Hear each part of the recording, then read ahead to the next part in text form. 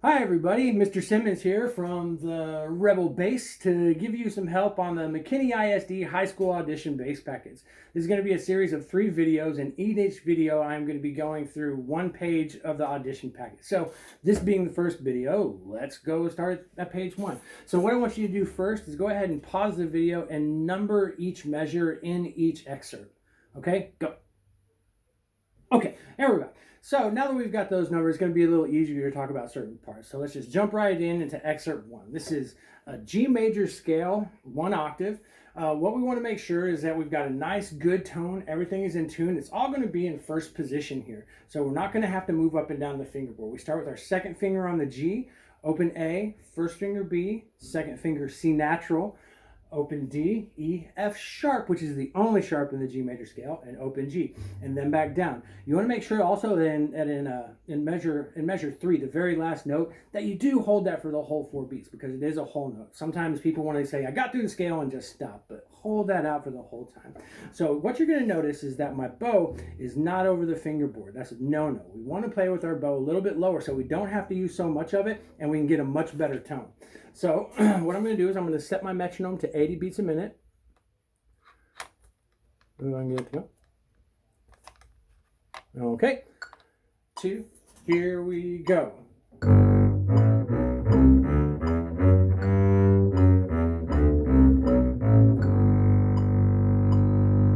Okay, so notice I held it the whole time. My hand didn't have to move because everything was in the same position. I'm going to play it through one more time, just for good measure. 3, 4.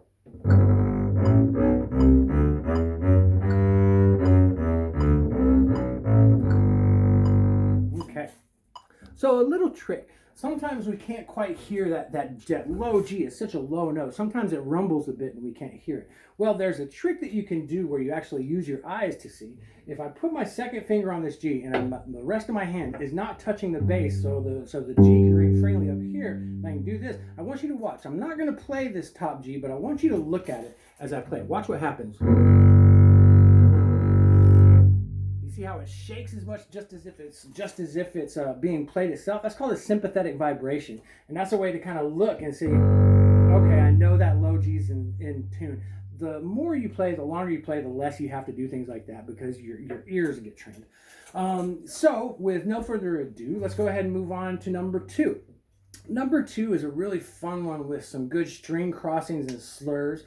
Now we want to make sure that when we do this that the bow is a nice smooth transition between the strings, right? We don't want to be jerky. It's just a roll. And a trick for when you're doing string crossings often is you don't want full contact with the hair like this. So you German bow players, what you want to do is you want to cock in just a little bit, just roll you in this way. That way I've got about 70% of the hair. What it does is it gives you some give and really helps with your tone.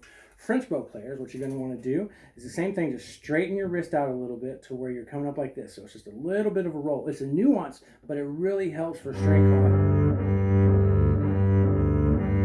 And we want nice, smooth bowings. We don't want a stroke that is real jerky this way. We want a nice, broad stroke for this one. This one also has a really fun opportunity for a dynamic change in measure 3, where you're going all the way from a forte down to a piano. Now, the way I like to think about that is like somebody talking to you in the same room and then somebody talking to you from the other room. Make a big difference. And so I'm going to be starting this one with my bow all the way down here, nice and loud and present and in the room. But then during that third measure, I'm going to come up a little bit, and the rest of it's going to be played up here a lot quieter, because doing that, it turns our piece into a 3-dimensional dynamic thing. It grabs the listener's attention, makes them pay attention. So what we want to also notice is in measure 7, there's a dotted quarter eighth rhythm. So that means that first G in measure 7 is going to last 1, 2, and. Okay. Now being able to do that, that's pretty easy. What I'm going to do is I'm going to go ahead and turn the metronome on. Okay. So I'm going to play measure 7. 1, 2, 3, 4.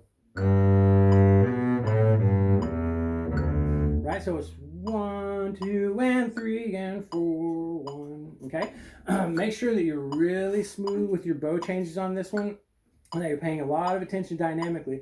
We're in G major, so if you think about it, if you played excerpt 1 and you did that G major scale, there's not a single note in this one that you haven't played in the other one. So you already know the song. Now we just got to rearrange the notes and do it again. So I'm going to go ahead and start, and it starts on the pickup. We're on beat 4, 2, 3, 4, 1. Okay, so I'm going to go ahead and start here. 1, 2, 3.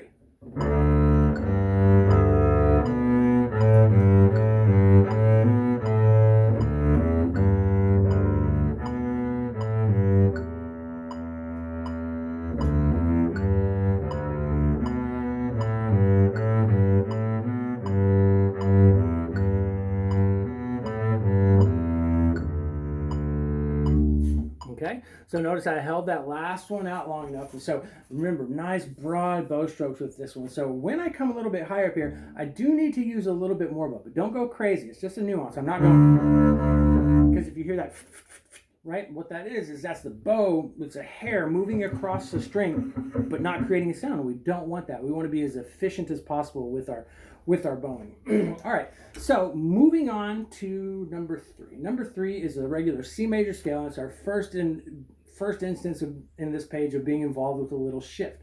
So in C major, no sharps, no flats, everything's natural. So we start off in first position with our second finger on this C. It's 2 for C, open D, first finger E, second finger F natural, not F sharp. So make sure you're doing second finger F natural, open G, first finger A, and now we shift. Instead of playing a fourth finger B, we're going to shift up to second finger for a B, and then fourth finger for a C. So it's open 1, shift 2, 4. Okay, make sure it's a C, not a C sharp. All right, so the rhythm goes the same, and I'm going to go ahead and play. I'll play it through twice. I'm going to keep the metronome at 80 for this one. 1, 2, here we go.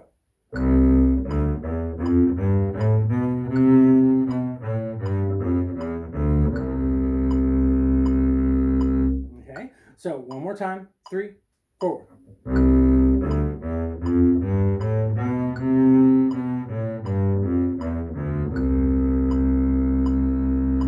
Okay, so that is your regular C major scale. No sharps, no flats, everything's good. Alrighty, so now moving on to number 4, the bottom of the page. This one is the first one that goes a little bit quicker. We're going to put our metronome up to 90. And so we're going to look at the key signature. The key signature is 1 flat, which means F major. However, this isn't a very major sounding piece. This is a kind of a it's a minor piece, right? So we're in F minor. This is a fun piece in the sense that everything gets done in half position instead of first position, except for one note, and I'll get to that in just a second. So when we look at half position, if right here, this is my normal first position, I'm going to put my second finger where my first finger was. So right there, okay? So when I do that, that's half position. A lot of people, when they try to play in half position, they go back way too far and put their finger right by the nut. It's actually halfway between the nut and here. So this is half position. First position, half position, okay?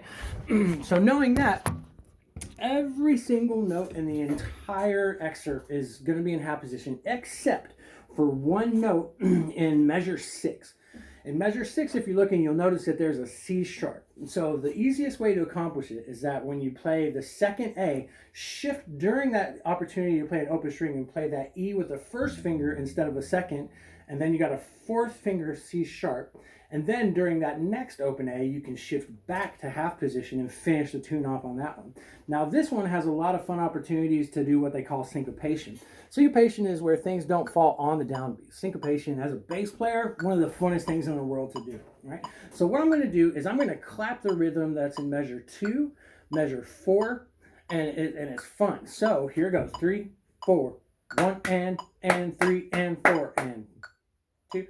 One more time, and 1 and 3 and 4. All right, so it's a really good rhythm to have right there. So remember, all those A's are going to be second fingers, B flats on the fourth, first finger E naturals, fourth finger F naturals, and first finger B flat naturals, except for that one C sharp natural that we've got. So I'm going to go ahead and I'll play it through twice. So here it is, 3, 4, 1, 2. Here we go.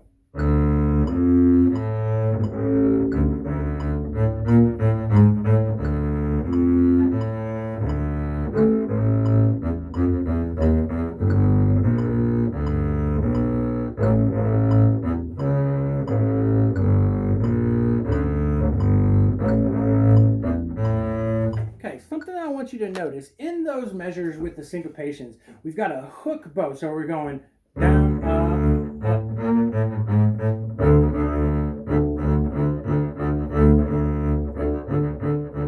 down, up, up, down, up, down, up. That's going to be the syncopated measure.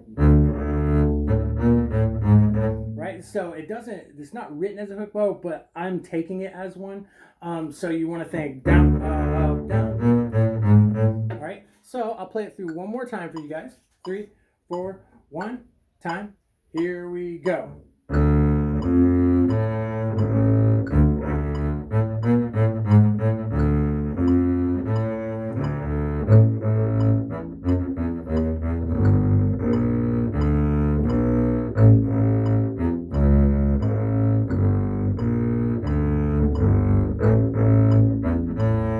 Okay.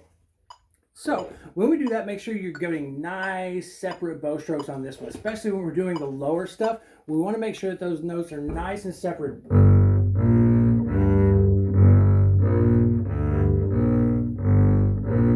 Instead of, right, we want a nice separate sound for where each one of those beats is really, really visible. Alrighty, well, that's measure 1. Thank you very much, guys, and we'll look forward to number 2.